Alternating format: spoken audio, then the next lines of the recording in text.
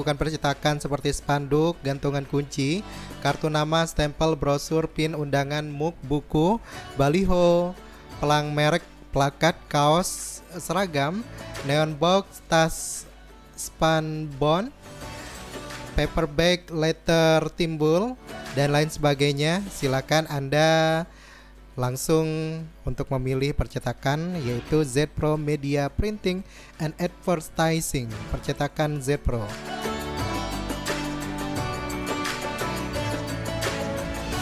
Yang berada di Jalan Mentok, Kampung Keramat.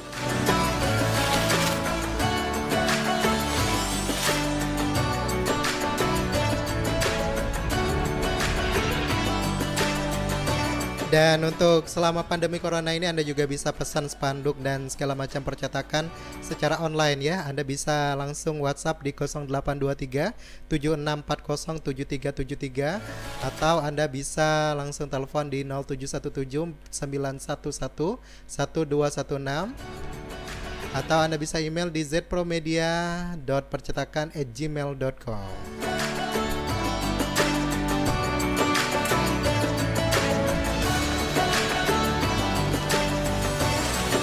Dan kali ini SK Sejati kita sudah masuk pada peserta ketiga di sore hari ini untuk program kita, yaitu Dai-Dai Muda SK. Sudah ada yaitu Muhammad Firdaus. Assalamualaikum warahmatullahi wabarakatuh. Waalaikumsalam warahmatullahi wabarakatuh. Muhammad Firdaus masih muda sekali ya. Iya.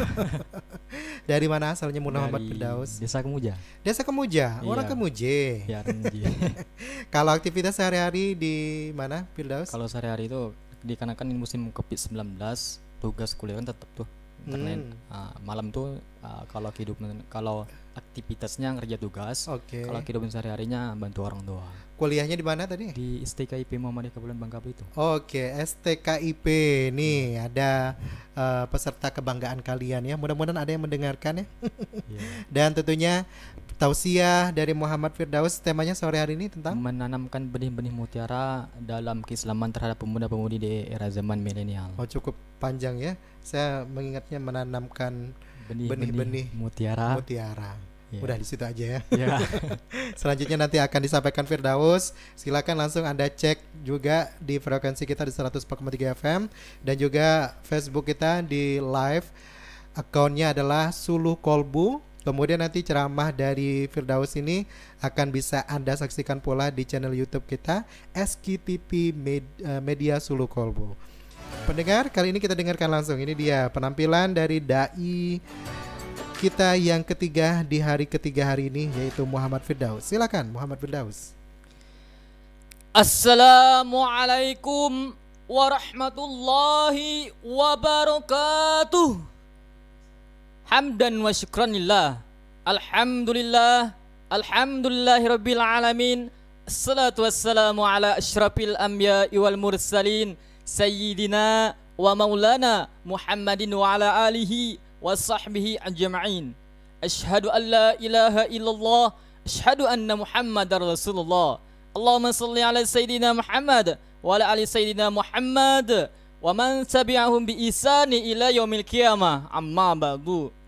Yang pertama-tama, marilah kita panjatkan rasa puja-puji syukur kita atas kehadiran Allah Subhanahu wa taala yang mana kita bisa bertatap muka, yakni di tempat Radio SQ Kepulauan Bangka Belitung, yakni tepatnya di Pangkal Pinang, yang insyaallah penuh barakah. Amin ya rabbal alamin. Yang kedua kalinya, selawat bertangkaikan salam tidak lupa kita junjungkan kepada Nabi kita, yakni Nabi Muhammad sallallahu alaihi wasallam. Allahumma shalli alaihi.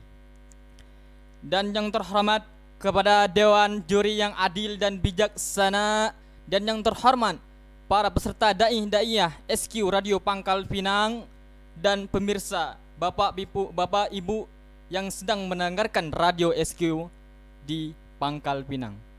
Hadirin wal hadirat umat Nabi Muhammad sallallahu alaihi wasallam.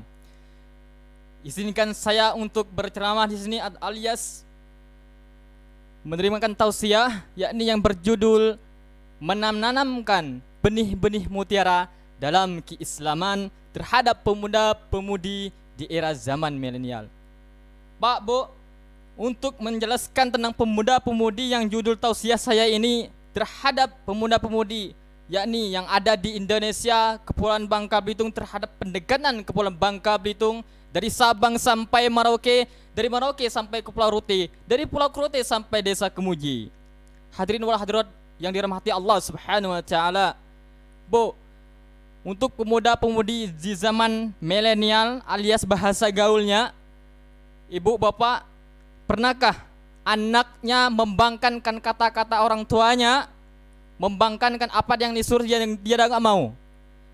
Dan pemuda-pemudi zaman sekarang, contohnya di pendekatan di Bangka Belitung, tempatnya di Pangkal Pinang, maupun di perkotaan, di pedesa, maupun di pelosok, alias bin desa.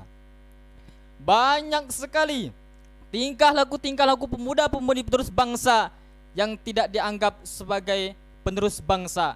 Karena ibu tidak menanamkan benih-benih mutiara dalam keislaman. Apa itu benih-benih Islam, Bu? Mau tahu banget apa mau tahu aja? Oke. Yang pertama, ibu sebelum memasuki dalam menanamkan benih-benih mutiara dalam keislaman, ada efek sampingnya sebelumnya. Karena ibu salah satu dari kedua orang tua termasuk ibu adalah melahirkan dari anaknya, mengandungkan 9 bulan. Hadirin wal hadirat yang dirahmati Allah Subhanahu wa taala. Bu, jangan salahkan anakmu yang durhaka kepadamu.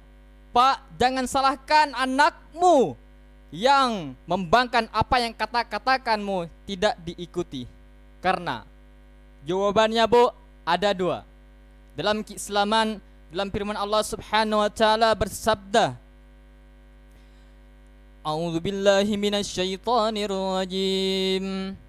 Bismillahirrahmanirrahim.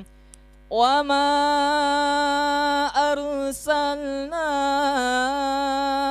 illa rahmatan lil alamin.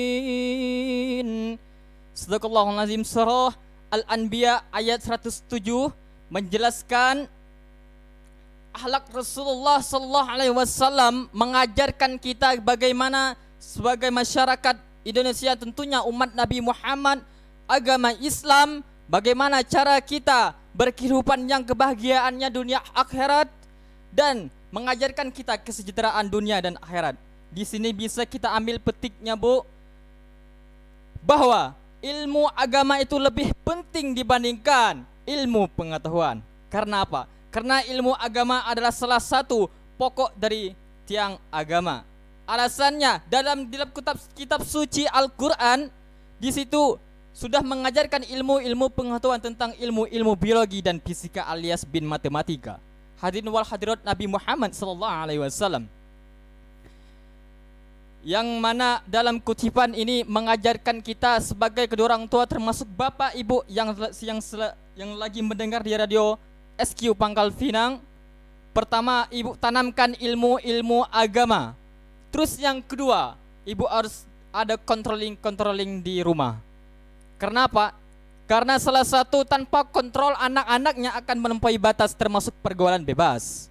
Yang ketiga, Bu, dan yang ketiga ini kalau tidak mampu mengajarkan ilmu-ilmu agama, maka salah satunya yakni masukkan anakmu di pendidikan agama alias bin pondok pesantren.